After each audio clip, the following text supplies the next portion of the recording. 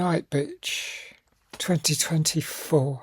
I'm not sure whether that will get bleeped out or not, bitch, but it's part of the title of the film. To some extent, it's about female dogs, but it's a clever film. It's the double entendre. It's about a stay-at-home mom. Amy Adams plays mother. So we've got several generically named characters. There's Scoot McNairy, who plays husband, and Arlie and Emmett Snowden, I think twins, play the toddler son. Amy Adams is absolutely amazing. I really look forward to seeing her in films. I remember a lot from Arrival, which is way back 2016. I haven't seen her for quite a while. And in this film, she plays stay-at-home mum. And from the start, she's in a supermarket and she encounters another woman who says, "Oh, don't you just love spending all this time with your little son?" The film opens with her explaining how, after being an artist, she's devoting her whole life to looking after this little kid who is going to grow up and probably urinate all over her or something like that.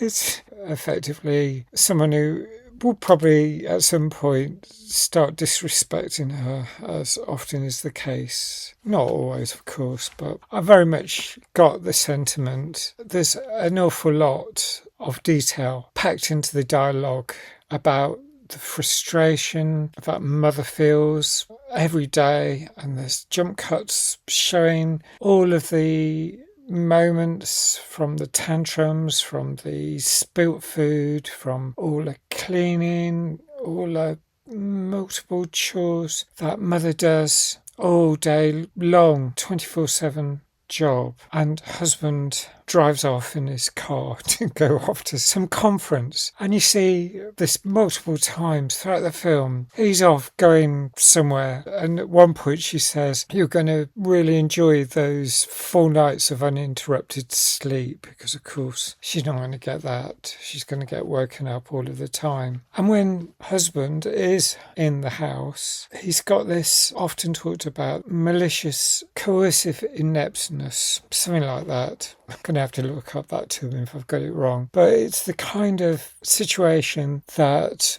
straight women often have with the men in their lives who will say, "Oh, just tell me what to do," because they can't manage to do a chore without directions. That happens often in this film, like when mother says, "It's your turn to bathe, son."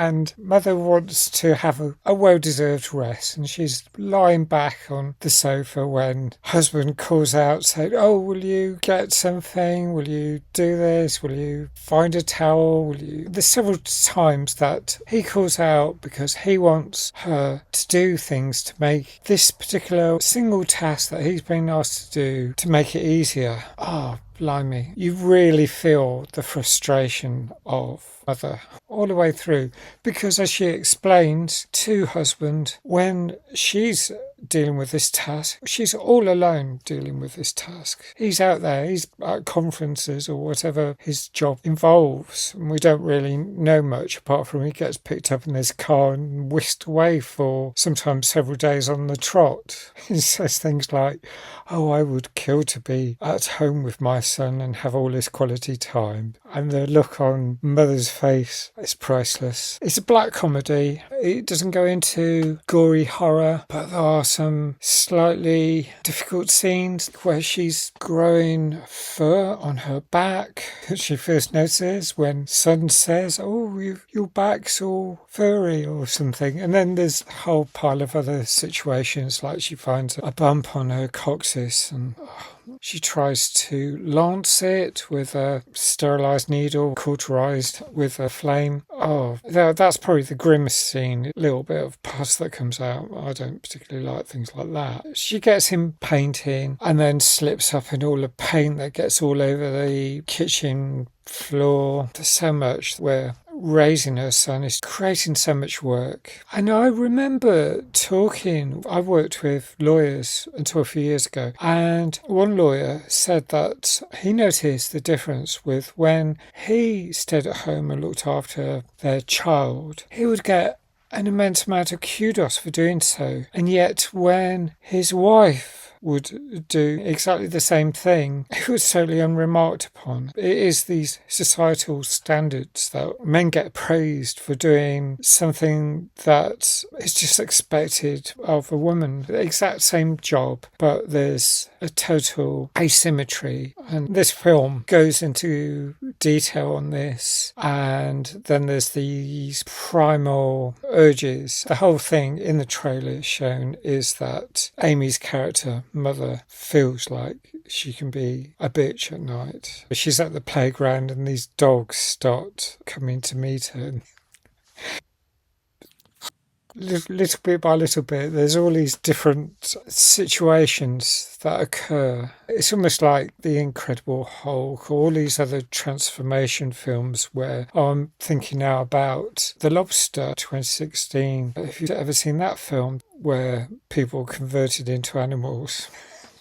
Really bizarre film. This runs with the idea in a very different way, but it's highly humorous and it isn't gory as such. It is slightly oof at times. I know I absolutely loved it. I think it really conveyed the messages. I thought maybe for a few minutes as we were going into the third act, it lost a bit of steam. I felt slightly impatient. I was wondering what was going to happen now. How on earth was it going to conclude? But as far as I was concerned, it regained its momentum. It finished on a high. And I'm going to score it 9 out of 10. I was thinking, could it be even higher than that? I'm not sure. That loss of momentum, maybe that will just keep it at 9. And that's a great score for a film. Got a lot of films that scoring 9 this year. I love films like this. They convey a message with aplomb and a great deal of humour. So there you go. That's my 2 pennies on this film. I'd love to know what you think if you've seen it. Thanks for liking if you like this review. Thanks for subscribing if you do. Ring that bell for notifications. Thanks for watching. Bye for now.